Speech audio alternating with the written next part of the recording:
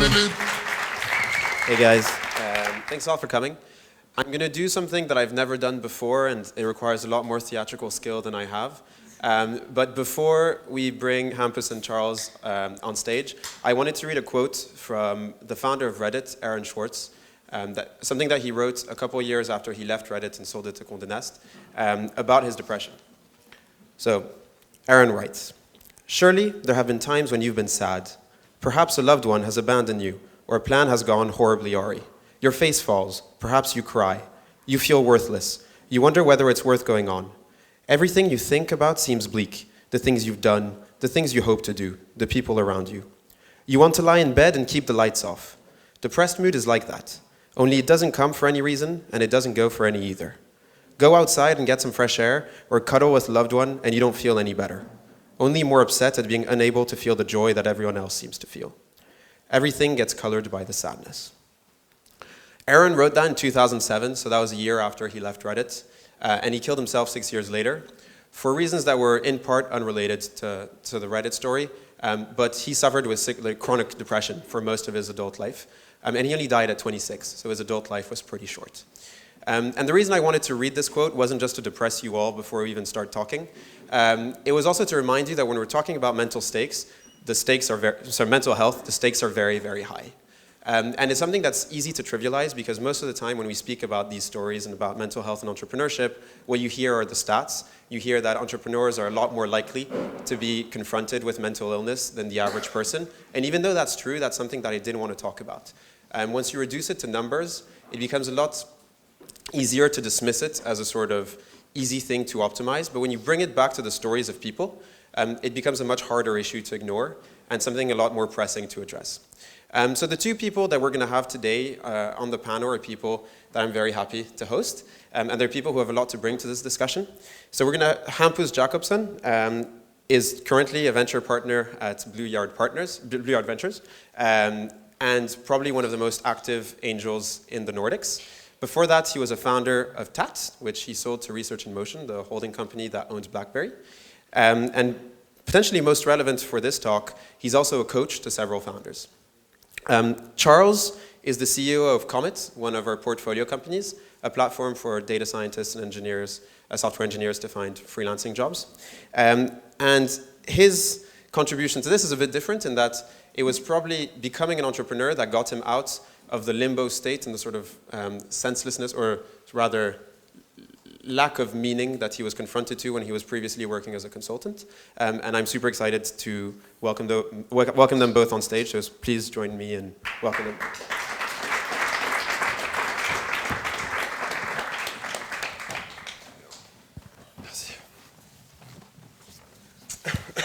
Wow, let's go. Cool, so I have lots of questions, and I didn't want to forget any, so I cheated and I printed them out. I'm not usually allowed to do this. So, first thing I want to talk about is your views on vulnerability and mental health. Hampus, when we prepared this, you mentioned that you felt privileged in that you sort of felt like you lived in a virtual world, a simulation of sorts, and that even that you had some sort of intellectual grasp of the issue. And before we get into the rest of the discussion, I really wanted you to come back to this because I thought it was a really funny way to put it. Yeah, I mean, I always say I think when people ask me, and sorry, if I speak too fast, and sometimes I do, my wife has told me that as well, then just please raise your hand and get it down again, and then I'll switch to British English because then I speak slightly slower at least. Okay, so I think that I've found one of the things that actually made me kind of survive all crazy things is I think that I feel that I live in a fictional world, and it sounds, I don't know, when you asked me, I just felt I just live in this strange world that I don't understand why I'm in. I feel like catapulted into a book when it's like, just think about it here. I'm sitting here in Paris in front of amazing people and talking on stage. Why? And 2 weeks ago I was someone else talking to someone, and I was just like, this must be a story. Somebody's gonna just wake me up. And I think that sometimes that saves me because I think that also means that I don't kind of feel attached to the world in some really weird way. And you don't feel paranoid that the author is going to come and take you out of it. And I think then it's okay, right? Because I mean, I'm sleeping somewhere in some world, and if somebody wakes me up, then it's like, oh, okay, the dream's over. But it's like it was nice when it was, right? So I think that's saved me many, many times from when I worked hard, done something horrible. It just feels like it's kind of fiction, and I think I also know that that's the best way of phrasing mental illness. But I think that for me it's been a savior. Just not really believing this is true. And when I asked you, Charles, to come talk about this, you mentioned a concern that was a bit different. You said that you were scared that this discussion would fall into the usual discussion, which is talking about life hacks and talking about the fact that we're going to be here and tell you to sleep more and to do more exercise. Yeah. Is that because when you had your moment of sort of loss before you started Comet, that was what people told you to do? What was the reason that you were sort of so scared that we were going to talk about such useless things? Honestly, just a disclaimer also, like, I don't speak too quickly, but my English is sometimes really baby. But honestly, like, when I started the company, I didn't knew about mental health, like, because, you know, from my education and everything, we didn't have any disease or everything in the family, so, and I always thought that, for example, to see a psychologist or psychologist, or like to speak about mental health, it's like weird. And when I started the company, like I felt some weird stuff. Like I had my first like anxiety attack or some weird stuff. I used to be like a pilot, you know, like plane pilot, and today I'm scared to fly again, like alone. And I was like, oh, that's weird. So I started to discover some, like to seek for content or like books and like useful or insightful stories from founders. And I didn't find really insightful stuff. Like it's like not so famous, not so trendy, not so hype. So I think like nobody wants to really write or speak about it. And so the only like you can find tons of content regarding miracle morning and also like all the life hacks you can do, but you have to go deeper, and it's like a personal journey. So yeah, I wanted to like share more my personal journey through these 12 past months, and not on the life hacks or you should eat vegetables, for example. I think it's important also, but more on like to share with you my personal story regarding this topic. Actually, I have to do a comment on that because I totally agree with you. I think that I have this love-hate relationship with Tim Ferriss, which I think has done really amazing things. Yeah. But the worst thing Tim Ferriss ever has done in his interviews is starting by saying, "Tell me about your morning routine." It's like, well, I start by mindfulness, then I do yoga, then I run 58 kilometers, then I eat a vegan meal, and then it's like everybody who's got a kid is like, everybody's a normal person goes, and then we feel lousy because we don't do meditation for 4 hours and stuff. And I think it's such a stupid thing to do, like performance porn on wellness. It's like super unconstructive. And I actually think that I really want some podcast to ask me, what's your morning routine? My morning routine, like, I wake up and I have 3 kids and I fight them for an hour to try to get them to school. Is that your morning routine? That is my morning routine, for real. And it's like, we'll make a snippet out of that and make sure everyone hears it. But I think it's so crazy because I think most people's morning routine is like that. And like, I don't understand how every single Silicon Valley investor crams in mindfulness and yoga and jogging because they have a nanny, or I don't know. They have more than 24 hours when you add everything maybe, they do. Exactly, yeah. And something that you did mention, even though we were always on the border of mental illness but not within it, was the anecdote of you eating pancakes every evening. And I was wondering if there was anything in your coaching or in your life as a founder when you're working with other people, or as an investor, where you saw these sort of examples of potential issues that were going on. I know that in your case it probably wasn't. In myself or with other people? With other people and with yourself. Yeah, I mean with other people constantly. Like the problem is I've angel invested in 95 companies. I mean every single week, I think that almost literally every single week, there's either founders breaking up, there's a company going bust, there's somebody being acquired, or there's somebody raising a round. And these 4 are essentially the biggest crisis you can have as a company. And every single week is a new founder calling me and saying, ooh, and that's like, and then you get people to, like as I did, had to eat pancakes every evening to kind of, because it became a routine. Every evening, I fried pancakes, I ate a couple of pancakes, I did go to bed. And then next evening, I fried some pancakes. It was like manic, but it was good. And I changed it for other things, but it was 6 months solid of pancakes there. So it was therapy rather than a I think it signal was like a ceremony, and I think ceremonies are really good. I think they're important, and I think that one should find ceremonies that are as healthy as possible. But I think sometimes these ceremonies help us. They help us relax and they help us zone out a bit. One of the reasons I love to cook is because if you cook and have like three things going on, then you can't think about work anymore. Like you just have to. You're gonna burn something if you do that, and it's. I mean, I can sit still on a pillow for 4 minutes without thinking about something, but I can cook for an hour and like have something in the oven and do a sauce and the potatoes and peel that and paint the ceiling and like, you know, it's fine. And do you have any ceremonies? Because you mentioned that starting the company, even though it introduced you to some of these issues, it also got rid of a lot of the things and anxieties that you were facing when you were working as a consultant. Mm-hmm. And so why do you think that happened? Was it things that changed in the content of your work, or was it also things that changed in this like format or form of your work? Yeah, I think like ceremonies are really cool to discover because it's more also a journey. I read a cool article from Jean de la Roche-Brochard. It's a really famous and really cool French investor about routine. Your work week and everything. So I started with my work life because you have an unsteady, unstable environment, and you don't really know what to do exactly. So I started with my professional life with my CEO scorecard, and because it's super difficult during the first days, you have to be like the builder in chief. You have also a great article from Ricey regarding the switch between being the builder in chief and being the company builder in chief. And so I started with my scorecard, my work week. So the first ceremonies, it was more on my job. It's for example, my inbox zero, some really easy stuff to do. And after, with my personal life, I started with a book, which is Search Inside Yourself. Really, really cool book, because I didn't trust meditation, mindfulness. I was that's weird. I don't really trust this. And so Search Inside Yourself, it's a really cool book by one of the first engineer at Google. And he's really passionate about mindfulness. And so my first ceremony was more on the mindfulness stuff, area.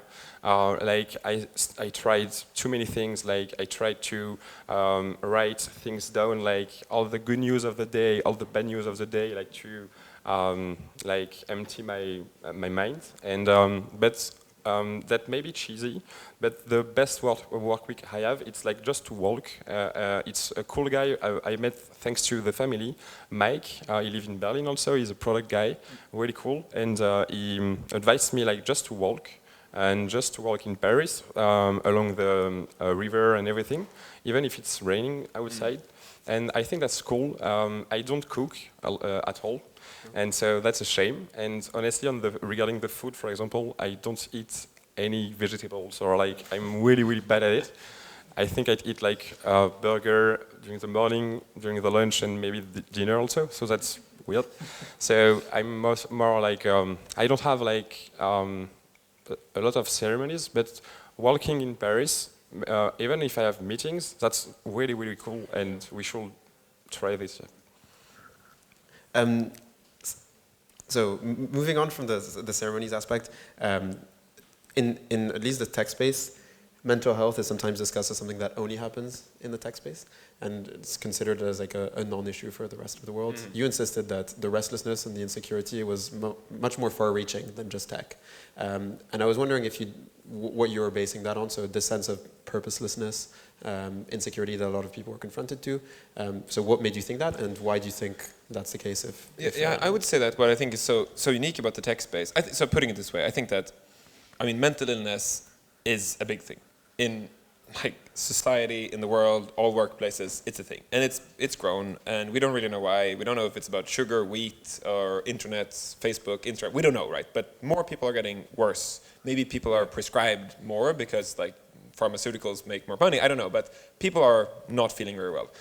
But on top of that, I think that the tricky thing people have as startups and founders is that I try to explain sometimes to people who are not founders is what if you every day you wake up, and sorry for the men in the audience who don't do this every day, but you wake up in the morning and you put on massive amounts of makeup, massive amounts of makeup. You go to work and like you tell everybody, everything's fine, right? Because everything, you look stunning and everything's fine. You come home in the evening and you get rid of your makeup and you look at yourself in the mirror and you look horrible, right? Like you look horrible, like this is how I really look. And the problem is all night you're going to be with yourself feeling that you're not worthy, you're not a really good person, you don't know what you're doing, it's shit. So the problem is next morning you have to go up and put on that makeup again and go to work and saying everything's great. And what hurts people the most is how thick is the quote-unquote makeup. Like how much of a difference is, how great am I doing, to how am I feeling when I wash off that makeup. And I think the problem for founders is like when you're starting a company, you have no idea what you're doing. How could you know that? Because you're starting something that shouldn't exist, or shouldn't have existed 10 minutes ago, because otherwise, why do you start it? So you start something completely new, you have to define the problem, you have to define the solution, you have to get completely crazy people to join you, because why would they join something that probably is not working? Why would people give you money? People trust you, people's families trust you. It's like everybody trusts you, and you don't know what you're doing. Every evening you get rid of your mascara, rid of all your makeup, and you look yourself in the mirror and look at all the families you're affecting, and you're lying to them, and you feel like shit. And tomorrow morning you put on the makeup and tell them, it's great.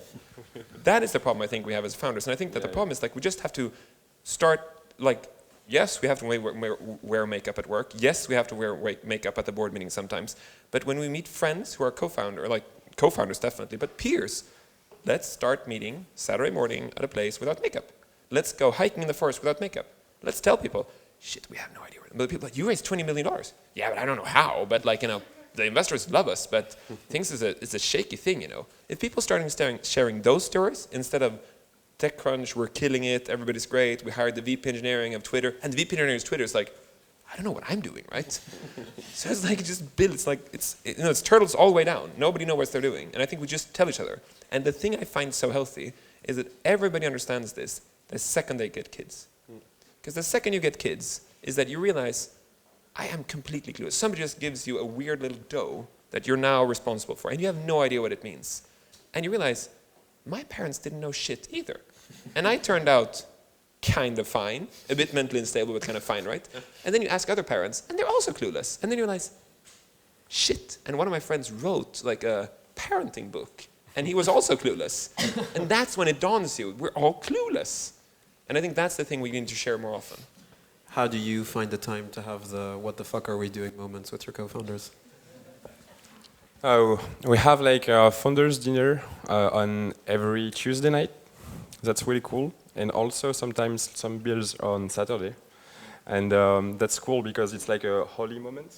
Like you can't postpone it. And if you miss it, like you should have a really great excuse. So the cool thing is it's like a dinner where we can share everything. Sometimes maybe that's also weird, but sometimes like one of us could be like really down, like because during all the day you have to share a lot of energy. You can't really like. I thought that I couldn't share my vulnerability or also my doubts to the team. That's also one cool topic to explore together because like one of the key value at Comet, it's like trust by default, and also it means like transparency. So like last September, I had a great talk with the team, and I shared like all my doubts and everything. Like I was fully honest with the team, and I was like a little scary about the reaction and everything, but that was really cool, like awesome, because the team, we are talking about the founders, but I think the team, the board, the investors, all the ecosystem, the supportive system is super important. So, but with the founders, is all the Tuesday night, we choose a cool place outside the office, and like we only have one rule. We can't talk about like the work in like we can't make a meeting, for example. We can't talk about the product roadmap or like the results and everything. Just about us. So that's cool. And we do also like founders offsite, one per quarter. That's really cool. Like to go, for example, in Giverny, not really far from Paris. Like we find Airbnb and we stay for 2 to 3 days, and we don't really work. Like we don't ship a business plan or like a roadmap or everything. But also that's cool because when you are with your founders and you can share your doubts and everything, they have really cool reactions. They are here to support you, but also they can like show you another like way to see the situation. So that's cool because it's a great way to heal you finally. And like on the efficiency perspective, that's cool also to have these moments because sometimes when you go to bed after and you've heard your CTO, for example, like throwing everything, that's really cool because you can understand deeper stuff, really important for the company's tools on the long term. So I think like the founders' relationship is really, really important. I think being a solo founder, you should be like really, really strong, like stronger than, because today being an entrepreneur is much easier than 20 years ago or maybe like 30 years ago, because today like we started the company, we were 3, it's our first company, like we invested no money in the company, we had only 1,000 euro to put in the company because we were 25. And so today I think like when you start the company with friends, because we are friends also, so sometimes it's super hard, but when you start with friends, like who you trust, and also today it's easier because you don't have to put all your family at risk also. You can be funded, you can, like you have the family, for example, and we joined the family like the first month, and it was really, really useful for us, and it is too. But so, yeah, I think like, I don't really know the English for, but je dois beaucoup à mes cofondateurs. Like, A lot to my co-founders. yeah, exactly. That's cool. So actually, that's something that I wanted to touch upon. So there is this sort of prisoner's dilemma. And Charles, I'd like you to talk about the employee one, and I'd like you, Hampus, to talk about the investor one. But there's always this tension of honesty. So if you're a founder, and some stuff is not going well in the company, or you have doubts, you might have an incentive to not tell your employees in case you're scared of them leaving or being demoralized and hence becoming less productive, etc. Similarly, if you're an employee and you have doubts or you're feeling unwell mentally or physically, you might have an incentive to not tell it to you as the boss because you're scared of being fired or having more pressure onto you. And in the same way with investors, if you have doubts as an investor, you might not want to communicate them to the founder so that you don't stress them more, or even though that's usually not the reason that it happens, or more frequently as a founder, you might not want to tell your investor about everything that's not going well and all your doubts because you're scared that they won't put into the next round or that they won't be supportive unless you need some sort of bridge or something. And so I'd like both of you to discuss, you as a CEO and you as an investor, how you make sure that your employees and your founders have a space and are incentivized to tell you about what's going on. So you can, whoever. Yeah. So I actually have to comment the thing about employees, because I think, or like colleagues, because I think that I think it's easier to lie to investors because investors are honestly a bit clueless about what you do. I mean, completely frankly, they check in with you once a month. They kind of remember what the company does and because they check in once a month. The employees, you meet them every day. So I think it's extremely arrogant of us as CEOs, if you're a CEO, to just believe that their employees and colleagues in your company don't get that things are not going well. Yeah. It's really stupid to go in and it's like, oh, I need to tell them that I'm killing it because they can't see that things are breaking apart. It's like they see that because they're in the midst of the code, they're in the midst of the design, they're in the midst of the sales, they see it better than you do. So I think that with the way to design that, I think, is to design a system where you start by telling what's not broken and like make it a thing. So one of the things we did at my last company was like we had a meeting every month. We did it on a Friday afternoon. We had a 3-hour-long meeting, which was what will go to hell meeting. And the point was like you can only talk about what will go wrong. Nobody was allowed to say, I don't think that's going to happen. But if somebody says, I think we're going to run out of money, somebody had to go, why? And it's like, why? As in, yeah, I agree. Why will we run out of money? And then they say, because we won't be able to sign deals. Why won't we be able to sign deals? Because the product won't be ready in time. Why won't it be ready in time? And then constructively get to the bottom of what, because we haven't aligned the roadmap. Okay, that's good. Another one. Yeah, I think that some people will leave early. Why? And it's like, you wrote them down and like constructively trying to be negative. Because we made the meeting so that some people in the room, like myself, who's surviving optimist, I had to go like, what could go wrong? And I think the good thing is like I had a colleague who was extremely negative and he was, or Very productive in those meetings. And it's like also the problem is one thing, he was productive, but the other thing is 29 days of the month he was stressed out because nobody said, what if this fucks up? And when he said, oh, I think this is going to fuck up, we were like, don't ruin the mood now, man. But now he knew that on Friday. So he just wrote it in his documents, like, I have this thing on Friday. And on Fridays, he just started the Friday going like, okay, I have 9 things today. And people are like, go ahead, man. But it was great because he actually became much more productive on the other days as well, because he knew that there was an outlet for this. So I think with colleagues, I just think we should just stop bullshitting that people don't get it. We should just say, and like Poplar in London, a company that shares an open newsletter, in their previous newsletter, they had, was it worry-driven development or fear-driven development? But they do, the development cycles they do is they talk about internally the thing they fear the most or the thing they worry about the most, and then that's the thing they in code have to try to figure out. And it's their development procedure. So now I answered the employee one, so now I have to answer the investor one, I guess. With investors, I think that you can bullshit investors if you want. I think that it doesn't work out long term. But I think the most important thing when you talk to investors is, I have no problem with people saying, I think this is broken, I think this is broken, I think this will go to hell. If they say, I don't have conviction that we're going to do it, that's when the dream stops. I have no problem with founders saying all the negative things, as long as they're saying, but I still have conviction we're going to pull off. I'm not sure we're going to pull off, but I still have conviction. I wake up every day and I was like, we're going to fix this one. That's fine. But the second founders say, and they like, you see the balloon empty. If you say that to investors, yes, you will have troubles. Then they'll say, okay, let's park the company, let's call them at Google, let's figure this out. And they're going to drive that agenda quickly.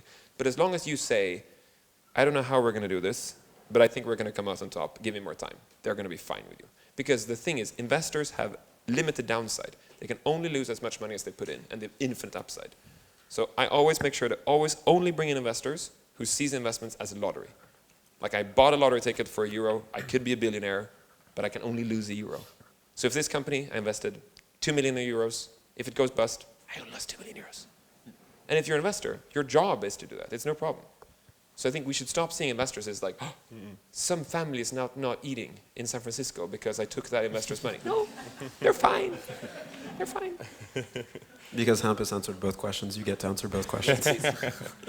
I think on the employment side, I fully agree with the fact that even if you don't disclose the fact that you have doubts and it's difficult these days to your employees, they will know, and they know because they know you. For example, we have employees who joined the company at the really early days. We couldn't pay them, so really early employees, and they know everything about us. They know how we react. They sometimes, during a meeting, they know if we are going to be angry really fast or not, depending on our mood. And the opposite is really true.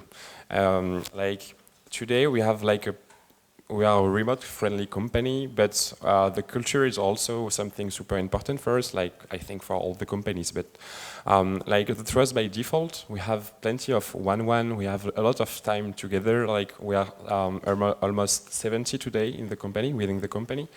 And so, but we are still doing weekly one-one between the managers and the team members. And so, it's something really mandatory, even if you don't have time. Management is not something you can do at the end of the day when you've done everything. And these moments are really cool because we have dedicated questions during the onboarding, but also after. It's an ongoing process. Regarding your mood, regarding not your mental health directly, but the relationships between the team today is really, really strong. The cool thing is, even if someone doesn't want to tell something to anyone, I think if it's super personal, maybe you can hide it. But honestly, a lot of people are super friends within the company. The average age is around 30 years old, 29. So people, and we have also people are super close together. We make parties together. So it's maybe stupid, but we love describing the company we are friends. Maybe family. It's not super healthy to say a family, but I think so. But we are here to achieve impressive things. And if you break the family stuff or the impressive things stuff, it won't work anymore. So the cool thing is, I think at Comet and within the company, I think people feel comfortable to disclose their maybe when they are down and everything.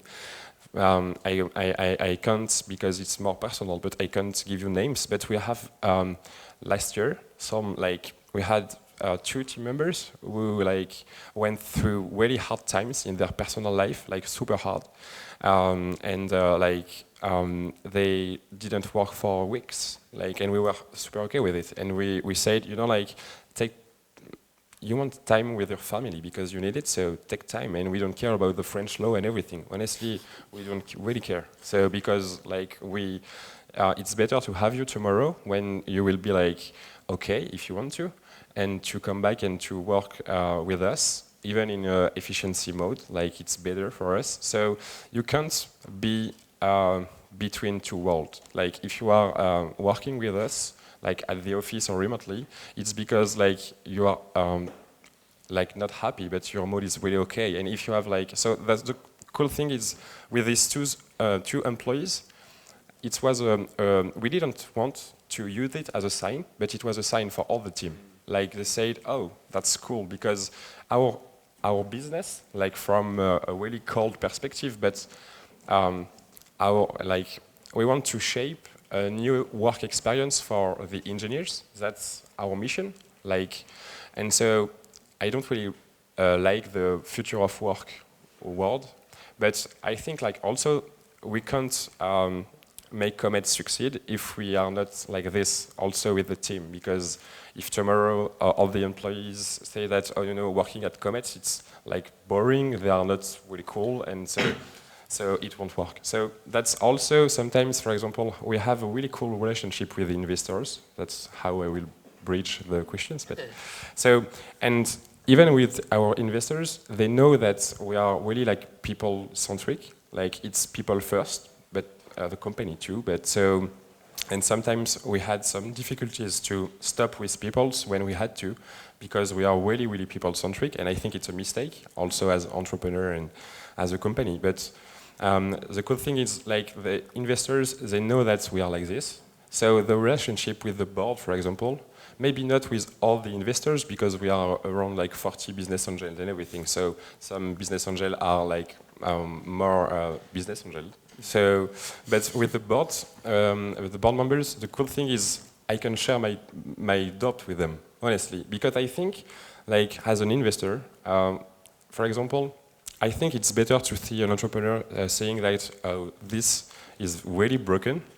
For example, we had some difficulties with the product with the large enterprise, because, in terms of product engagement. So, and if you see all the broken stuff, but you say, guys, we are okay with it, because that's how we are going to fix this broken stuff. We don't know if it will work, but we are going to try, and we will try again, and that's cool because you build trust like this. For example, during we raised our Series A in 3 weeks. Even with potential new investors, I do the same thing. On a monthly basis, I know with who I want to work as investors. I know with who I want to welcome in the journey. So I don't raise money with investors. I build a relationship with them on a monthly basis. I drink a coffee or a call or a Skype and everything, and I share all the good and the bad news. Because one day you will share your metrics. One day they will know. So why are you hiding something? So the relationship with the investors. The good thing is at Comet, we have Daphne, Otium, and everything. They are really, really cool with it because it builds a lot of trust. And I think the cool thing today also is in France. I don't really know the European market, but I guess it's the same. But in France, I think you can raise money with really not kind, but really cool investors. They invest in your vision, in your mission, but also and mostly in early stage in the founders. And so they are not playing a game. If they invest within your company, it's because they invest in you also. And so if one day I stop sharing the difficulties with the board, they will know that something is really wrong, because it's our identity and the way we've built trust from the beginning. And just to finish, during the Series A, I've built this for like maybe 6 months or 9 months. I discussed with investors, like really cool investors that I wanted to welcome in the journey, and I shared with them like all the story. And so for real, it lasted 6 months, but you say it lasted for 3 weeks. No, 6 months before. Like it was not a roadshow. Okay. I wasn't looking for money. It was a teasing. Yeah, it was just like I don't really trust like as an entrepreneur the relationship with the investors shouldn't be like I don't raise money, I raise money, I don't raise money, I raise money. I'm always like raising money if it's really interesting for us and if it allows us to go really really faster and higher. So for 6 months, like I took like coffees with investors, like not 20 investors, just the top 3, for example. And so I took coffees with investors on a monthly basis, sharing with them like all the metrics and all of the broken stuff. And that's really cool because if I said, okay, we are in March, today like the pains are this one, and you come in April and you say, oh, we fixed this one, and so, but we have a new issue. And so that's really cool because they know that, so I think it's the best way to have the relationship between you and your employees in showing them also your doubts. Honestly, like sometimes, for example, if the burn is too high and I don't really know why, I explain this to the team because like we were 3 at the beginning and we knew that if we wanted to build something really impactful in the world, like we needed to have obviously smart people with us and committed people with us, but if we wanted to have them really and fully committed, we had to and we have to share everything with us. And sometimes it's difficult because we share the bad news, but all the bad news they will know one day. So. And I think I'd comment on 2 things there. One, I think, is it's crazy to think that some people think that when you date to marry, you want to date a person a couple of times before you marry. You don't, many people, like a few people do like drunk to Las Vegas and then marry. But when you fundraise, people think it is drunk in Las Vegas. And it's completely crazy. Why wouldn't you date your investors for a long time and figure out if you work out? And it's not fundraising, as you said. And I think actually more people should realize that the investors are working for you. Like you should come to them and not like, report. You should come to like, okay, so this is how we are, who we are, this is the metrics. The biggest headache is this. Have you seen any of it? Like, can you introduce me? Like, did it work for me? Because if they go, why would they want to have them as investors? If they go, oh, like, let me get back to you on that. Have you tried this? Yeah, these are people you want in the board later, right? So I think that instead of like realizing that it's essentially everything is centered around the founders, and realizing that the thing with the founders is like, I think what I love most about startups is that startups have almost turned the complete pyramid of like the 100 years work employment place, where it used to be that the capitalist had the factory owner had all the workers, and if the workers wanted anything, they had to unionize. But the thing is, now it's turned around. Like as you said, if your developers, engineers, salespeople, designers want to leave, you're toast. So they're the top. And then you as a CEO, your work is to make sure that they are fine, know what they're going to do, and know the vision. And then underneath you is the investor who makes sure that you should be healthy, you should be well, you should have the vision, you should have the money. And most people have to realize they have to turn that pyramid. And at the same time, we need to keep the same respect as we wanted 100 years ago, that you shouldn't spit down. Like, that doesn't mean they should spit at your investors, just as because we didn't want 100 years ago that people spit at their factory workers. But at the same time, we shouldn't overly respect them. Like, we should just go like, these are the people who put in money in the company because they want to make a return. And they're going to be helpful. And not put them on some pedestal. Because I think that's the people. But they become the commodity. Because the crazy thing, they are the commodity, right? Like, money is, we're in a post-capital world. It's like everybody wants to invest. And I think quick comment on the fact you said like they're smart and helpful and founder-friendly money. I think that I totally agree with you. Like all of Western Europe definitely, and many parts of the world, there's lots of founder-friendly capital. But there's also lots of people who want to do startup investments who don't know at all what they're doing. Who built a real estate play, who were a real estate owner, who was a big retail store owner or something, and they think about cash flows. They're not evil people, but they ask you, what is the cash flow next year? And the problem we have in some markets is that these people train the entrepreneurs to think short-term cash flows. And the thing is, you can almost never build a long-term company if you have to think about short-term cash flow. So I think that's the thing. I think that one has to realize that you can build 3 different kind of companies. You can build lifestyle companies, if you're building it because of lifestyle. You can build cash flow companies. And then, the real estate owner and the retail owner, they're great because they know exactly. And then you can build an exponentially growth company, which is a startup. And if you build an exponentially growth startup, you're investing because in 3 years, it's going to be great. Not second-year cash flow positive. Sorry, too fast. When I asked you about employees and how you made sure that they had incentive to be transparent about their situation, you mentioned time, and I think that's, people always underestimate how important an asset that is in their lives. And one aspect that you brought up when we were discussing it was for paternity leave. So for now, unfortunately, most of our founders are male. Unfortunately, I'm not sad that it's men are building companies. I'm just sad women aren't building as many companies. I mean, look at this panel, it's horrible. There's only 3, so it's a small sample, but it's fine. Anyway, and one thing that's quite bad with regards to the fact that all founders are male is that paternity leave, especially in Western Europe, you're from Sweden, it's a bit less taboo, but in France, definitely not really a cultural option.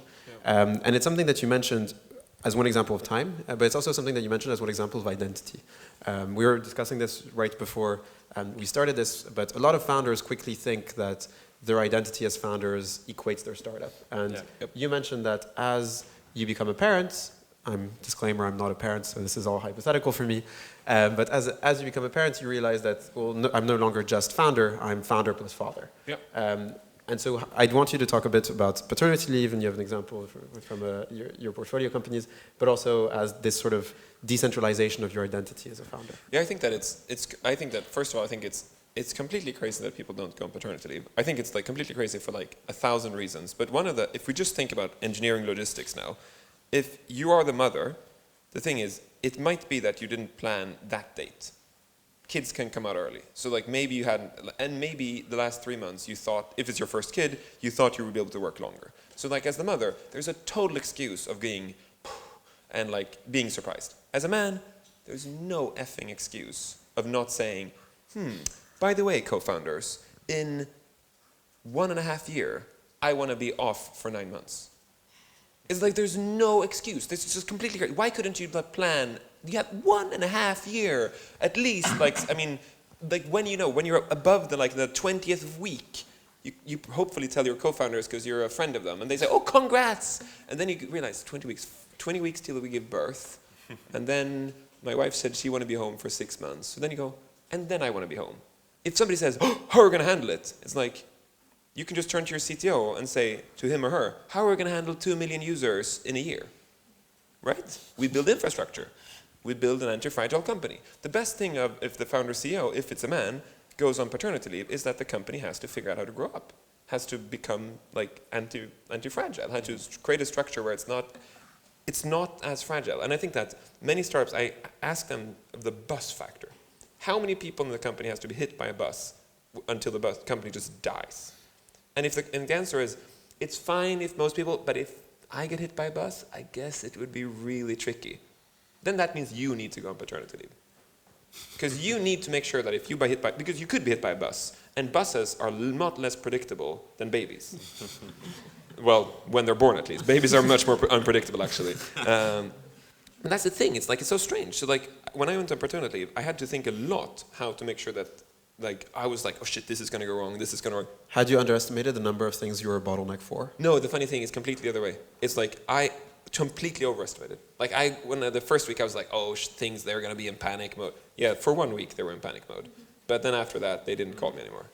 And I was I did everything else. And it was so great because I was able to figure out all the other things I wanted to do. And if you're an entrepreneur, you have massive amounts of energy you want to test stuff on. But the problem is your identity is, I'm this person, so you can't do it.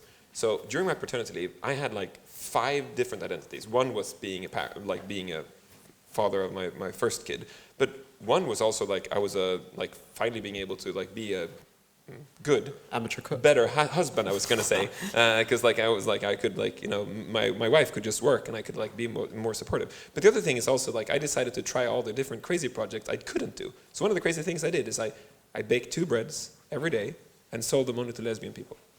Sold them what? Only to lesbians. For 9 months. Because if I did that, I couldn't do that when I was running my company, right? Because like I wouldn't have the time. But I want Was to. it different lesbian couples or I not got necessarily? to know a lot of lesbian people in the city. Okay, I hand deliver them only to lesbian people. Probably the most Swedish thing I've ever heard in my life. Oh, there's like probably in San Francisco. There's probably like a cafe that only does this, and they have almond milk as well. But the thing is, it was so great because I was able to try so many things because I knew that like here I'm going to start working again, and all of the things I have to try have to be like quote unquote almost art projects, and it was so good for me because I had all of these other sides I could test. And I think that I cannot understand why dads don't go on paternity leave. I think they're idiots. So you're not a father yet, maybe one day. But how do you manage to keep this identity decentralized? Because obviously, I mean, there's two issues with the centralized identity thing and the bus factor. So one is you're under huge amounts of stress if you, in effect, are the bottleneck. Because the day something happens to you, the company dies. So it's very stressful to have all that on your shoulders. And the other is obviously if the company dies, well, you become a failure as a person. So how do you avoid both of those issues as a founder? And because, you know, what do you consider to be the other aspect of your identity? Aspects, plural, sorry. Yeah, I think like honestly, I think today I'm still I'm still on the like company equals founders mode. Like I think I didn't split really like the company and the rest of my identity. I think so, like today. But that's cool because we were the same with the founders regarding this topic. And Arno, one of our co-founder and the CTO, he became a father last year in December. And we are trying, like, we have gender agreements within the company, and we are like trying new stuff. And so we have something like mandatory for guys. Like you have also to take, like it's more than 1 month off. And so like in November, he had to prepare the day from the months off. And honestly, like, because he's like this, he's not like pessimist at all, but he's like, not scary, but he wants to handle everything and to be sure that everything is like perfectly okay, like binary guy. Bit of a control freak. Yeah, exactly. But that's cool for the CTO. But so like he raised some issue in GitLab because we are remote, so we use GitLab a lot for like asynchronous topics and everything. So he built like a GitLab issue to say, okay, I'm leaving for 1 month. How are we going to handle this? Has the co-founders, have the engineering team, have the company and everything.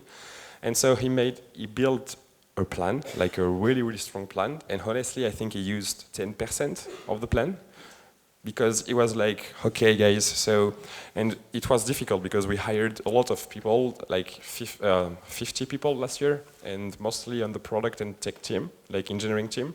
So it was not the good moment, but I think you don't have any good moment to, so, and honestly, like, it was so seamless for the company and for him. And when he came back in January, he said, do you want to keep me as a CTO? Because, and so that's really cool because, and today he's discovering like a new way, like as a CTO, he like is like job done because he has like 2 great managers, like front-end manager and like lead front-end and lead back-end, and they handled perfectly the situation.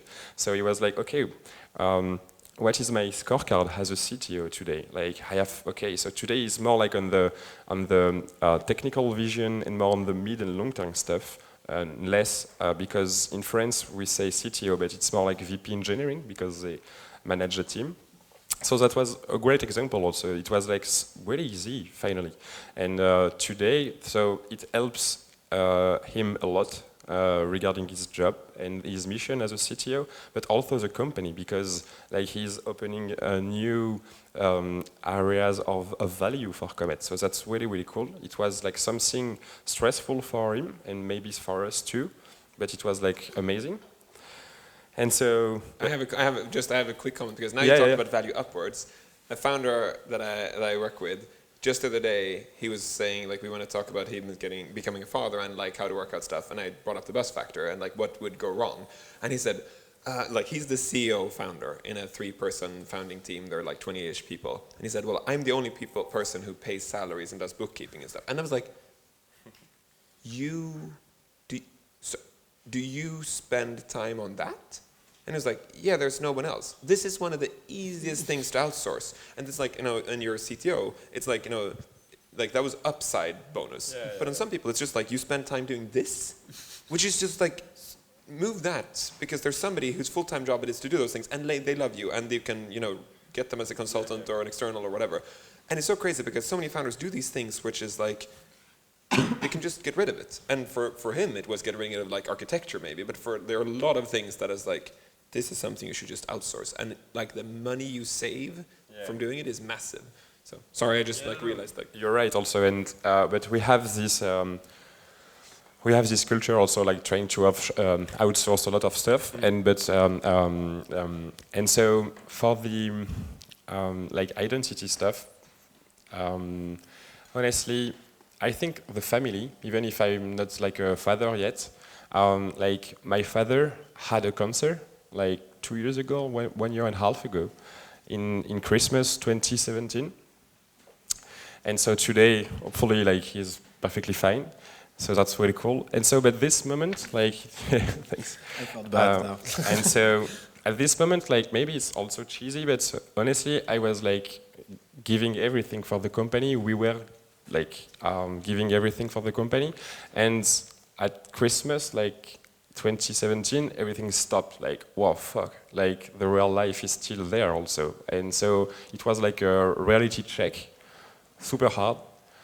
And so that was super cool because I didn't become like a father, but like I was like, I'm still a... You became a son. Yeah, I'm still a son and like also a brother because I have 2 sisters and like, and for my mom and everything. So like I came back to Lille in the north of France, like, and like I realized plenty of stuff during these 6 months in 2018. Like I was, okay, so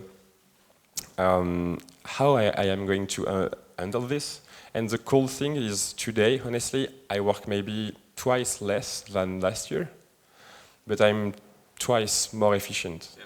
And that's crazy because, like I think I can do the same job, having the same impact today with twice less hours, I think so. So, and I love the bus stuff because I think when you've built your company, that's so cool, you are so fulfilled by everything, that you think that the company won't live without you. Like it's kind of a baby also, like because every hour you work, the company grow. So that's so cool to see. But one day you understand that if you want the company to grow faster, you can't remain the bottleneck and you have to scale, obviously. But I think the metric, like how many people within the company like can be hit by a bus, I think it's a really cool metric because I think your main goal as a co-founder, like as a manager also, as a leader and everything, is like allowing the company or allowing the team to scale without you. And because of it, you will have less pressure to scale the company because you won't put yourself at the core like engine of the company. You are here just to like drive the vision, align the team, but that's all. And I think that's the thing is like as a CEO, as a manager, the team is now your product. Yeah. Like if you used to be the product manager, you used to be the engineer, you used to be the designer, you have to realize that if you still design, you still code, if you still do this, like you're not doing it right. The team is your product. Like if the team is fine, that works out. Yeah. And I think that's the thing where, as you said, like you move from the craftsman, the product builder to the company builder. I think that actually like you see founders when they move that and they just realize, okay, like I'm not being worthless if I don't code. I'm not being worthless. I actually, because it's so hard, because if you're a coder, a designer, or something, even a salesperson, you're so used to like, doing something. You like you feel like you bang the metal and you look at it, it's so nice. You commit. It's like nice. And the thing is, if you're a manager, you just like there's no progress. Nothing happens. You meet people and either they're sad and then you try to fix them, which is wrong, or you meet happy people and it's fine. And you just like all my days it just looks like a barcode of meetings with people. I don't do anything. And then you realize that is what you do. Yeah. And I think it's difficult to bridge the the second job of a startup CEO. This is the name of the article, and I think it's really difficult to like switch from the doer in chief to this leader or company builder. But when you achieve it, it's like a new job for you. Yeah. And you have to feel comfortable about it. But that's really cool. For example, also, maybe it's like different, but we hired our COO like 2 months ago, Eric, who is like honestly outstanding. It's like the honeymoon because he's with us for 2 months, but he is really, really cool. He's like, I think, more than 50 years old. He's really well experienced, and so it changed, honestly, the way I led the company and the way I managed the company. Because today, like, I think it was also for the mental health something really important for us to have someone who knows like how to scale a company internally also. And so I think this is also super important for our discussion, like, because we had a co-founder who was the COO, because when you start the company, you just take the main titles. CFO, the COO, the CTO, Yeah. the CEO of a 5-person company. Exactly. When we were 10 at the company, you had like head of, chief, and everything. But I think sometimes there is something super important with your ego and everything. Like, it's super important to say, oh, I'm struggling, I'm like, so it's dangerous for the company and for me also. And so with the co-founders, we had really cool discussions this last quarter, like last year, between September and December regarding the COO position. And some founders could be like super uncomfortable with it because you can say, oh, I failed. Like, I couldn't scale, but no, it's not the fact. Like, we need someone like for this, and so I think like the only advice for the mental health also is when you see like you are struggling, even if you are trying a lot of like, I think it's cool to have ceremonies like sport and everything are super important, but you should check your work week also. And maybe outsource all the like unvaluable stuff, like all the stuff you can outsource to earn the time. But also you should say, okay, if we can do it, like in terms of money, we should consider hiring someone to work with me or like to take this topic. And when it's about like C-levels, people are like, oh no, I'm going to handle everything. But why? Why? So. No, and I think that's the super common problem. Is like, I think the crazy thing is, I just wish more startups realize that they spend so much time innovating a new product, usually, or a service, but they don't realize that they can actually innovate how you work, how you recruit. As you said, like, I don't understand why people care about like how the government decided how people are going to, whatever, be off or on or vacation. I just think it's crazy because, like, I mean, do whatever you like as long as people are happy. I don't understand why the government would say, oh, this is how many like work days one has. It's like, no. I think it's super strange. And the other thing is exactly the same as you said. It's like, it's an opportunity for you to hire your boss, like if you want. And I just think that what I love about it is like, if you join a big company, you can't decide who your boss is. You can't decide who your colleagues. You usually can't decide anything. The coolest thing about a startup is like, you can recruit a person who you wanted to work with for all of your life. You're like, if I can just work with that person, it would be like, blow my mind. Yes, you can. You can actually recruit that person. And I think more people should just use that opportunity. And I think that there are so many founders, I think, who have the ego problem, who they want to be the smartest person in the room. They want to be in control. And they realize, yeah, do you know how smart you're going to be? The average smartness in the room. So if you hire people that are less smart than you, less ambitious, yeah, sorry, it's going to drag you down. If you hire people that are more ambitious and more smart than you, it's going to pull you up. You're going to become smarter. You're going to be more ambitious. Yeah. So hire people that you wish they worked for you, and maybe they're your boss. Maybe that's the only way. Like in my first company, we hired we hired a CTO replacing the CTO. We hired a CFO replacing the CFO. We hired a CEO replacing the CEO. We hired, let's see, I'm trying to think, we have VP sales to replace the VP sales, all of these were founders. And the reason was we asked ourselves, when we did this, as you said, quarterly offsites, we did as founders as well, and we asked ourselves, what do you get energy from? And realized, not from like running the budget, or not from being responsible for architecture. And then like, I love coming up with new ideas, what we can do with our code, but I'm not super fancy about infrastructure. Then it was like, what if we'd hire a person who would like run infrastructure? And then realized there's some people out there who just love to build this. This is like, they would kill for that job. And we were like, but then we can hire them, right? And when we hired that person was like, am I hired? And we were like, this sign. And it just felt crazy that we just like, how can that person be so happy? Because we're so happy. So it's an infinite game. It's like dance. It's like, nobody wins, nobody loses, both win. So before we open to questions, there's two things I want to touch upon. And the first is coaching and therapist. So you're a coach, you're coached. And what you both mentioned in this discussion about sort of decentralizing your identity and making yourself less indispensable or not indispensable was taking a step back. And you also both mentioned that coaching was one of the obvious ways of doing it. For some physical reasons, I mean, unless you have several partners, I guess it's hard to go on paternal leave all the time, paternity leave all the time. And a coach is a way to have that sort of mirror, or at least challenging mirror. And so before we move to how you chose your coach, I want to know why you became a coach and how that happened. That's a good question. I think that it's almost answers. So I like asking the question why. Like, I question everything. I feel like someday somebody, when I was like, I don't know, 15, somebody pulled out the cord and I realized I was not in the matrix anymore. And then I was just saying why to everything. I think it was a hiatus of 10 years. Like, until I was 5, I asked why about everything. And then I shut up about why until I became 15. And when I was 15, I asked why about everything again. So I think that one of the questions I asked myself is like, why do you get kids? Like, seriously. Everybody just goes out and gets kids. Like, oh, we're 30, the relationship is kind of boring, maybe we should have kids. That's the wrong reason. And I think the same reason for me is like, I got kids because I love seeing like people grow, people like attack different challenges, and like, I love it. I just get so inspired by it. And I think that I love that, like, the naivete and innocence. And the thing is, honestly, I have 3 kids. They're exactly like most of the founders I work with. They're exactly the same. They're just completely crazy. They just think they can climb this, big tree and it's going to work fine. And the only thing I'm trying to do is, like, I'm trying to make sure that they don't hurt themselves and I learn as much as possible on the way.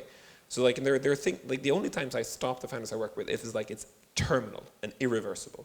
And otherwise, I just tell them, yeah, go. Throw that thing at your sister. It's going to be fine. It's a scissor. No, you don't throw that thing at your sister.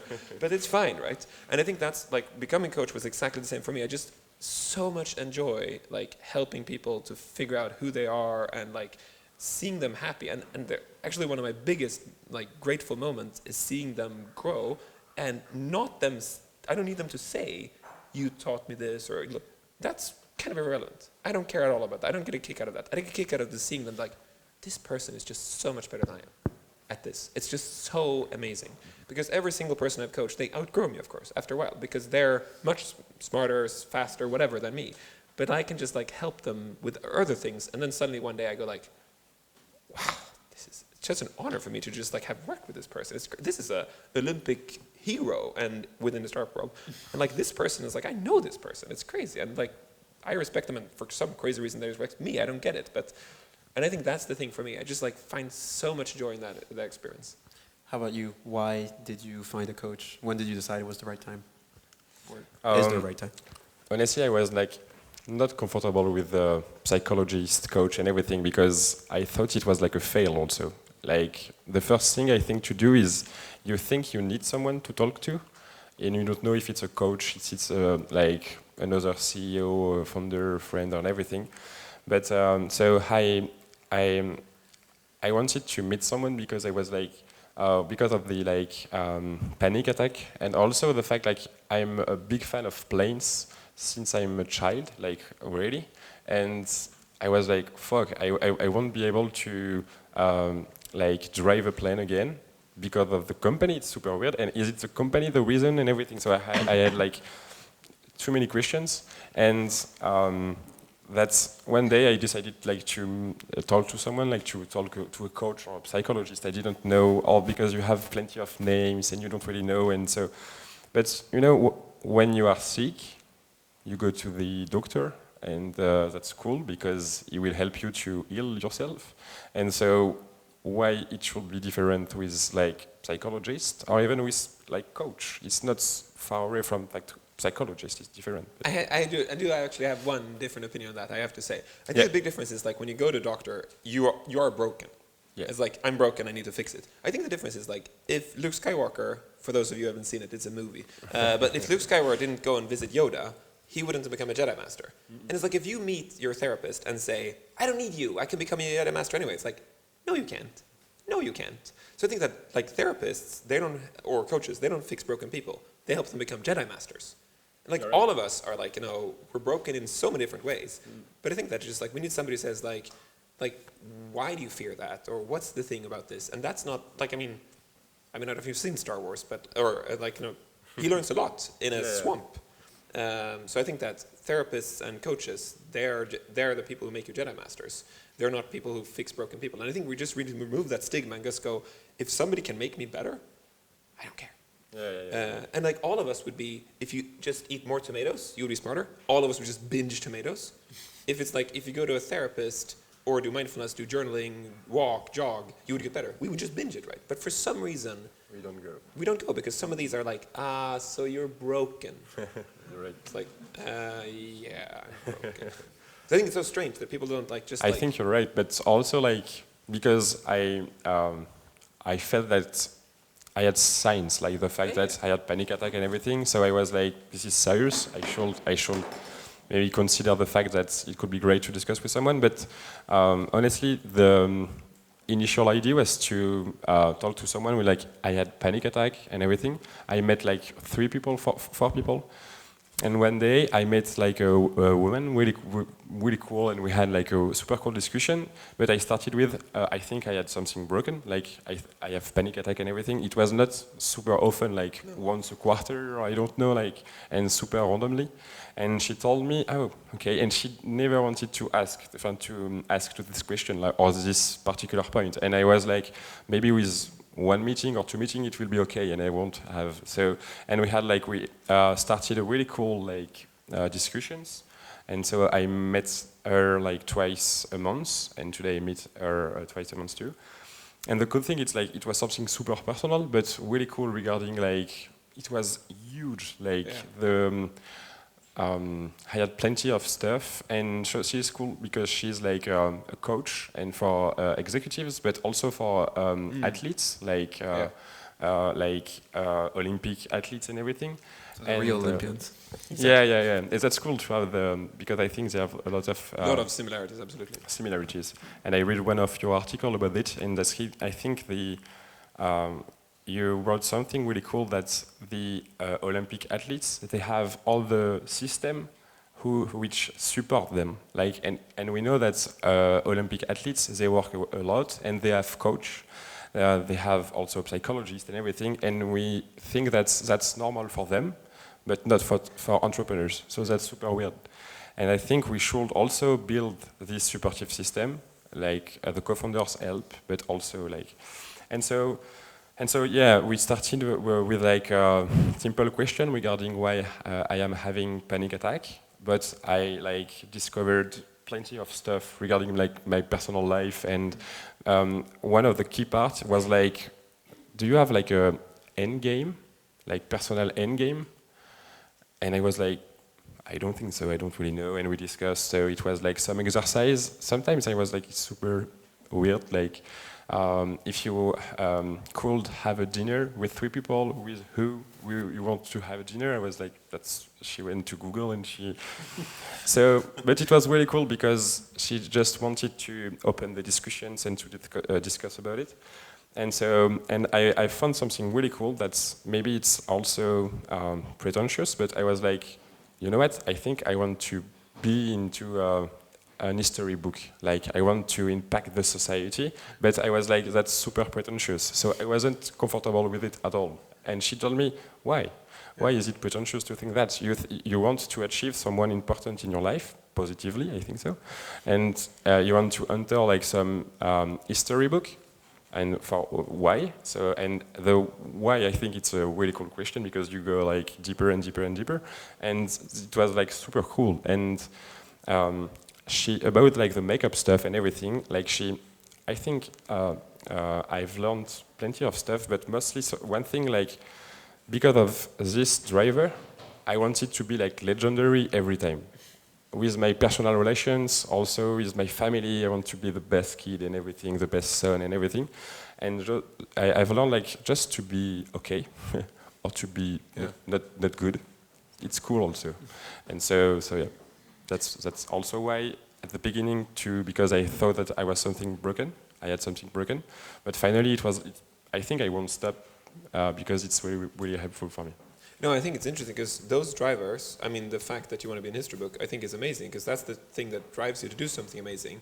And I think that's also the thing which I think sometimes can be complicated with therapists, is that if they're not understanding the startups or Olympic athletes, if they don't work with extreme people, they want to try to help you be normal. Yeah. And yeah, you have a story about that. Like there's just like you're not normal. Like I used to go to a therapist who was really good. I really liked her until I realized that she was trying to make me normal.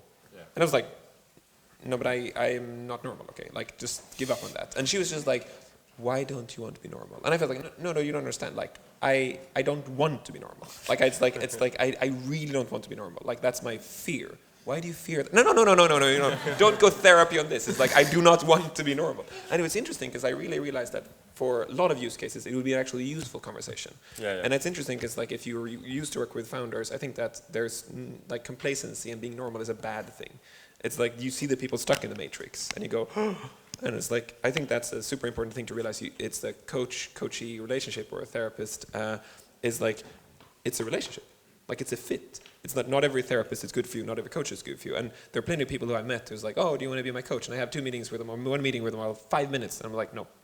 And it's like, why? Why do I think I'm going to lead you? Some people I see, I think I'm going to lead you to hurt yourself. And not hurt yourself as in cutting yourself, but like, I will drive you to do ambitious things, which I promise you do not want to do. Because that's who I am. I'm the pancake guy. I'm the baked lesbian guy. I'm crazy, okay? So like, with crazy people, I'm good. And another thing that you mentioned, so I agree. The question of like, who do you want to be or what do you want in life is like so hard. You should all try it as an exercise. Take a piece of paper and write like on the left, who are you? On the right, what you want out of life or something. And you'll see that it's very, very hard to answer both of those questions. I actually wanted to be on Wikipedia. Like when I started my first, I really wanted a Wikipedia article. And just before we got acquired, we got a Wikipedia article. And then you wanted a hyperlink. No, this is what happened. We got acquired. We got a Wikipedia article about the company. And as we got acquired, like the company rose even more to fame. And then as BlackBerry, the goddamn company that acquired us, lost their whole, mojo and everything, then they merged our Wikipedia article into the BlackBerry article. And of course, the BlackBerry article became less than the... And then suddenly they removed one day the fact that we were acquired. I was like, damn! And I think the reason we want to be in history book is because we're afraid to die. I think we're just like, we don't want to disappear. And I think that if you're at least in the history books, then you're alive forever. And I think it's a good obsession to have, but it's like one of those, as you said, like if we just our best self, I think that's like a big thing to be. Yeah, exactly. But that was one issue that you brought up when you were saying why people should have therapists, was that even the most successful CEOs, when they achieve sort of the pinnacle of their success, sometimes find themselves to be a bit lonely at the top. And that it was also a journey in learning not to be lonely regardless of where you are in that stage. And I was wondering if you had anecdotes about that, because I'm sure that you've seen the big contrast, because of the growth that Comet has gone through, you've probably seen a lot of changes in your relationships with people that used to surround you. So like, you were, like, example, your ex-colleagues, some of them were probably friends, and now your lives are wholly different. You raised a lot of money, you're managing 70 people, and they're probably where you would have been 3 years from where you'd be if you'd continued that same job. And I'm wondering how you view that role as like being a companion in that trip, and do you view... I think it's super interesting because I think that there are essentially 3 stages, I think, of total panic when you're a founder. The first stage is that pre-product market fit, you just have no idea what you're doing. Like, you just admit it to them. Like, you shouldn't, like, partly, but you're in the makeup world where, like, you just put up massive amounts of makeup, you don't know what you're doing, you're washing off, that's it. And then suddenly you get product market fit. And product market fit is like learning how to crawl. I don't know if anyone learned to crawl, but crawling is like self-forced drowning. I did it once with a colleague, and I hated it. It was like I tried to drown myself, and that is what crawling is. Like you just get into the water and try to learn while you drown, and it's horrible. But that's exactly how it feels when you get product market fit. You just feel completely insufficient. Everybody asks for more product, more engineers, more sales, more everything, and you're the bottleneck. And then suddenly, completely like before, you were like, I don't understand. Now you do exactly understand. There are just not enough hours in the day, and you're the worst person at it. Why am I the CEO? I suck at this. Yeah, you're the best. Oh, no. And then the third point is like suddenly you get to a point where either the company folds, and then the problem is your identity is you, so you're a failure. Or the company succeeds, and the problem is, what now? And all of these 4 things leads you to different kinds of emptiness and panic and like issues. And I think those 4 stages they're very, very different discussions with founders. And I Do you change coaches? Sorry? Do you change coaches? Like, I mean, I coach people in all these stages, but I think it's very different conversations. And there's very different thing about like calendar time and man-woman hours. I think that it's super important to differentiate, like certain things you can do in an hour, but certain things are just calendar time. Like if your company folds, you can do whatever you want. It's going to take 3 months. Like if you get acquired, like the first rule is don't invest in anything now you have money.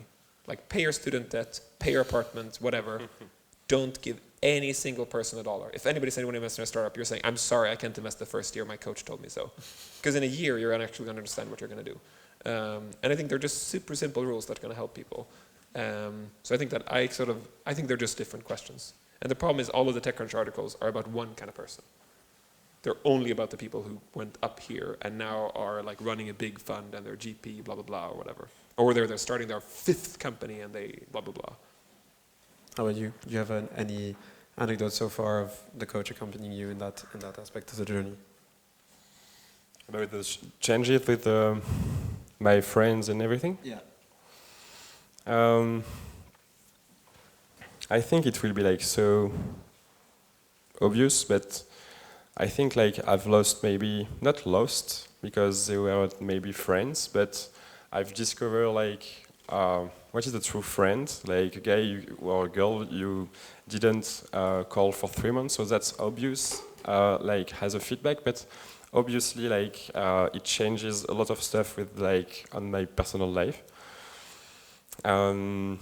So I think I'm closer from today with my closest friends than yesterday, because the most impressive stuff is like, for example, last Friday I had a concert with friends and I couldn't go, and I was like, fuck, because I didn't, I wanted to be with them and I didn't meet them for like since November, I think so, and so I was like, they will be fed up and so they won't accept this one. And every time you think that this one, they won't forgive you.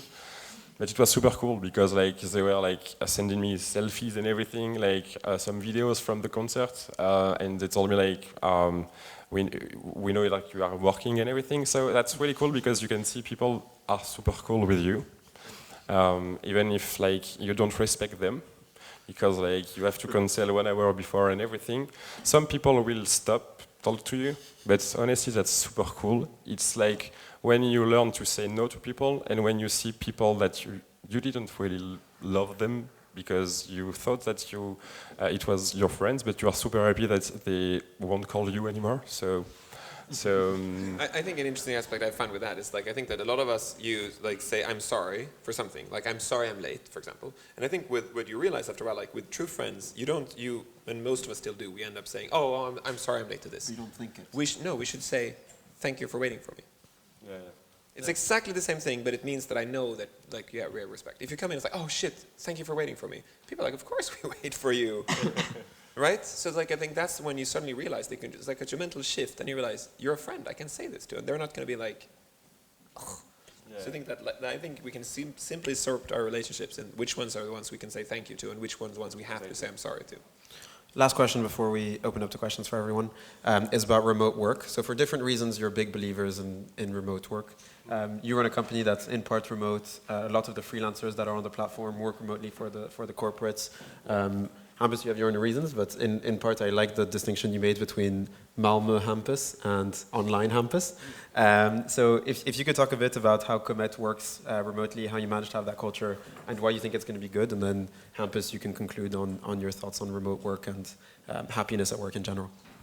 So honestly, I was not a big fan at all of the remote mode at the beginning, because I was like, I want people with us, and I want to see like them working all the day. Maybe it's stupid, but I was like this when we started the company. And hopefully one of the co-founders, Arno, the CTO, is remote. He's crazy about remote. He thinks like he's a fucking key for a company, and I think he's right. So we are 70 today, and I think we have around like 30 people in the remote mode, like fully remote, and it changed everything. Like it changed all the hirings, like obviously, but as a CEO, I was like, it's so hard to hire like designers, product managers, also engineers and everything. But it's super easy when you are open to remote, mostly in France, because honestly, our remote culture in France, it sucks a lot. Like, I think 8 companies over 10, they don't want to do a true remote work. They said, oh, you have 1 day per month at home office. It was like, are you serious? So, like, honestly, France, we suck with remote. And we can see it also with, like, all the mission we receive from the clients for the freelancers on the platform. Like, we have 80% in on-site mode. So we are trying to evangelize a lot, but it's difficult. So the first part is, as a CEO, like, to grow your company and everything, when you're open to remote, is like just insane. It's super easy. And after, like, it's forced you, like, you have to be great and good at goal settings, because you have to see how it goes, and you don't care if people are working at 2 a.m. or 2 p.m., you don't care, but you just want to see how it goes in terms of results, and it's super hard to be good at goal settings, so it's super cool to be remote just for this. And so the way we do remote today, it's like we have people in Biarritz, in Brussels, in Bastia also, in Lyon, in Bordeaux, and everything. And so we use a lot of asynchronous tools, such as GitLab and everything. GitLab is really cool for this. We have also a decision matrix, and it's really cool for the accountability and allowing you to stop being a bottleneck or like the bus stuff. That's really cool because the managers has to make their teams accountable, and so you have a really ownership, a really cool ownership of each team member. And every remoters, they come to the office every 3 weeks for 2 or 3 days, and we take all the accommodation and everything. This is for the culture part.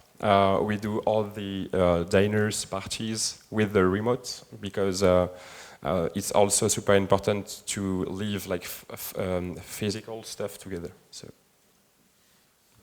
Yeah, I'm a massive super believer in remote. I mean, first of all, I think it's one of the reasons, as you said, is like best talent. Yeah. I think that I just wish more startup realized if you hire remotely, you can hire anybody in the world. Like, why do we care about nation states? Why do we care about where the body is? Like, it's not the body that delivers value; it's the mind. And then the second thing is like the same thing for me with gender. If you're like 9 guys starting a company, yeah, congrats. You can only now hire 50% of the world's population because half of them don't want to work for you because they don't want to be the first woman in the company. Remote also kills that because you don't actually feel as much as the first guy when you're remote or the first girl. Like, it actually really helps getting more diverse culture, which is a big problem. The other thing is diverse because some people want to work late, some people work early, some people have kids, some people want to do swimming in the morning, whatever. So I think that. And then the sort of the fourth one is personality, introverts, extroverts. And the problem with like, centralized cultures and like meat space is that it's a world owned by extroverts. And the problem is like, if you're an introvert, you just like wait and write that memo so that somebody reads it and then says that on the meeting. And it's a very stupid world because all of these 4 factors means that we're not using the best people for the best job. And it's completely crazy. So I think that remote allows us to make like personality differences, geographical differences, gender differences, like what time of day you want to work because of different reasons. Suddenly, like, it's possible. I think that's like, for me, just a massive thing. And I love the thing you said about goal setting, because I think as we live in like a post-capital world, there's just infinite amount of capital I want to invest. The job of the CEO is to make sure that the team is aligned and like, so communication, alignment, goal setting, and like setting the vision, and then making sure that they have the means to, so raising money. Which means that doing that in a way where you can allow people to do whatever they want in the way they want, but also making sure that you can like build up structures and infrastructures of goal measuring and setting things is the only way. Yeah. And I think that remote cultures, I also do believe actually that in 10 years, we're going to laugh at our centralized cultures, also because of how many meetings have we been at our last workplace, not at the current startup we're running, because this never happens at our current startup, where we all go to lunch until we realize, oh no, Jean didn't join us because he's still sitting committing code. It's okay. He can eat alone. He doesn't really care. He doesn't want to be among people. What happens when John sits up and realizes they've all left? Like, oh shit, they don't really care about me, right? That doesn't happen on Slack. So like on Slack, you're like, ping, I'm off now, I'm eating, like I can take a picture of lunch, oh this happened at the sales meeting, blah, blah, blah. Everybody's in. And I think that's the thing. I think that we're going to look at 10 years back and realize remote is also going to build the best belonging. We're going to feel part of something much bigger. And I do agree that like meeting people, like meeting their bodies makes sense. Most of the companies I invested in, I've invested way before I met their body. And I've actually had this amazing incident in an event in Berlin where there were like 3 founders that I invested in that I had not met their bodies before. So the first person I was like, hello man, like you've got a beautiful body, da da da da. And he was like, laughing back. And then the next, you've got a beautiful body, da da da. And then the female founder was like, you've got a beautiful, and she was like, please guys, tell her I said the same thing to you. So it's like as a remote worker, you just have to watch your words slightly more. You can't praise people's bodies when you meet them. But it's like the thing. Why would you invest in people because you have to meet their bodies? I'm not gonna like their biceps are not that important to me. It's like that's not the thing I want. It's their mind I'm after. And I think that the reason I work in a like small city, 300,000 people out in the nowhere land is because there's an amazing airport, so like I can be anywhere around. I don't want to fly that much, but I can be. But there's amazing internet, and one of the good things for me is I'm able to separate my body and my mind completely. Like all of my days, like in the morning I wake up, I fight 3 little kids and my wife to get them to school and get my wife to work without like having a panic attack about something. And then I go to work, and the second I go to work, like I put in my headphones and boom, like suddenly I'm in New York listening to the NPR. And then I get to work and boom, I'm on Zoom talking with somebody in France. And then boom, I'm in the UK, and boom. And then I go to lunch and I'm like, oh, what's this thing? And I feel like a newborn baby. I'm like, oh yeah, I have arms, right? And then I have lunch and like meet people and talk with them and feel the texture of the food, and I'm back. And then boom, boom, boom, boom, boom, I'm gone. And then when I go to school and pick up my kids or go home and cook, they're back again. And I think that for me, I'm really happy that I have that fixture, because if I was only working with people around me, I would be super frustrated because there are not that many ambitious, crazy people around my body. And the problem is if I only worked online, well, I would completely forget my body.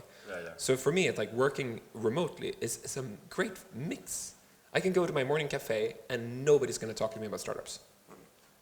I go there every morning, I drink up a cup. No, they don't. They do, but when they say stuff, they say completely ludicrous startup stuff.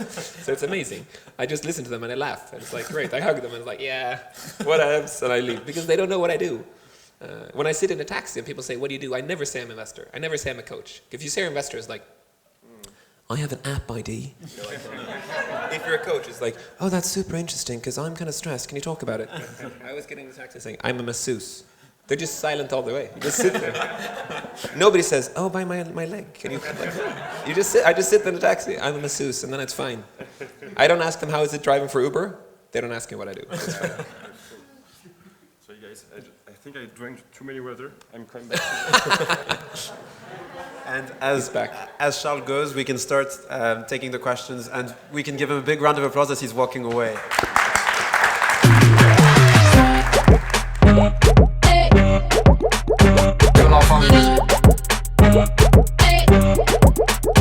Que la famille.